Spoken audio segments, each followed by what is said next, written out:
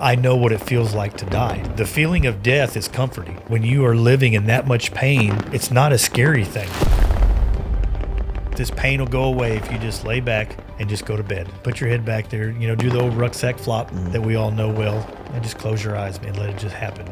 When I had that conversation with God, I was like, I'm giving this all that I have. That way I know if I make it out of here, it's because of you. It's not because of me.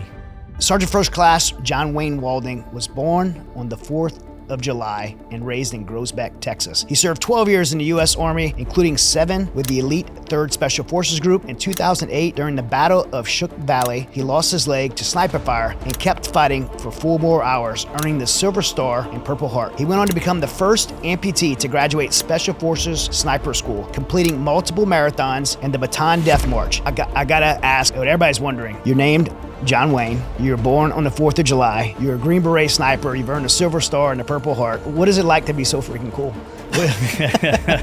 Not as cool as you think, right? I always tell the story about whenever I found out, why did somebody name me, my dad named me John Wayne. And I wish I could give you this great story, but he was a hippie and he said, I don't know, had a cool birthday, needed a cool name. I jokingly always say, don't believe my resume because it's awesome. Yeah. Right. What my resume don't say is, the first memory of my dad was seeing him go to jail. So I just have that understanding, that's not the dad I want to be, but also have a man like Sam Walding, who's my grandfather, who's my hero. My granddaddy, he was one of those guys, man, born in the Great Depression, just a hard man, right? Like we don't have men like we did back in the day. Right. Like here's a perfect example. He had back surgery, and I never will forget the same day he got home from back surgery, he got on our lawnmower and was mowing the yard. Why? Because his knucklehead grandson didn't mow the yard while he was gone, and it needed to get done.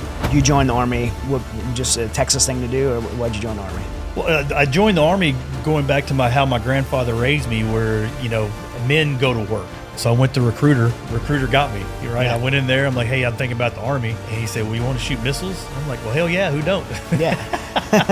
Everybody wants to shoot missiles. He's like, well, be a Patriot missile guy. You get to press the button, $202 million missile, let's go do it. And so this gives you a glimpse into my mindset. July 5th broke, thought about being in the military, in the Army. August 16th, I was in basic training. Believe it or not, I was in basic when the towers fell. And that's where the whole world changed, and specifically with my career, because a lot of kids nowadays, they don't realize the mindset of what it was back in the day, right? The mindset back in the day was, get some college money, serve for a little bit and all that good stuff. Yeah. It wasn't a, staunch, we're going to go fight the good fight, serve type of mindset. And so that obviously switched overnight for me.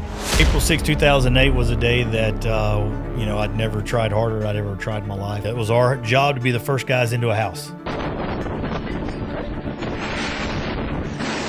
Get in the house, lock it down, clear it. That way, no matter what, we can come, into that house and have some type of safety, security. Man, I was about 40 yards, from that first house, and we just got opened up on.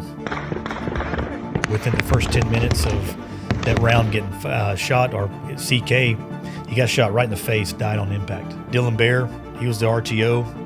18 Echo, he was the junior. He got shot in the hip, and initial assessment to him was 20 minutes to live, right? We're not getting him off the mountain in 20 minutes. We're not getting a medevac bird there. Dylan's dead. Within another 5 minutes, Luis Morales, he got shot not once but twice in the leg. Think about that. You got a guy, severely injured. Another guy's dying. What did Mike Tyson say? Everybody's got a plan to get punched in the face. I mean, that's what it was for us. No cover, no concealment. Yeah. Just us. We're 3 hours into this fight, maybe 2.5, and that's when I got shot in my right leg. Felt the most pain I ever felt in my life. And I fell forward and I rolled over to assess it. And my leg, it was just hanging at a 45-degree angle, only by an inch of flesh. That's whenever I was like, okay, this is getting serious, right? We're probably not going to make it out of here.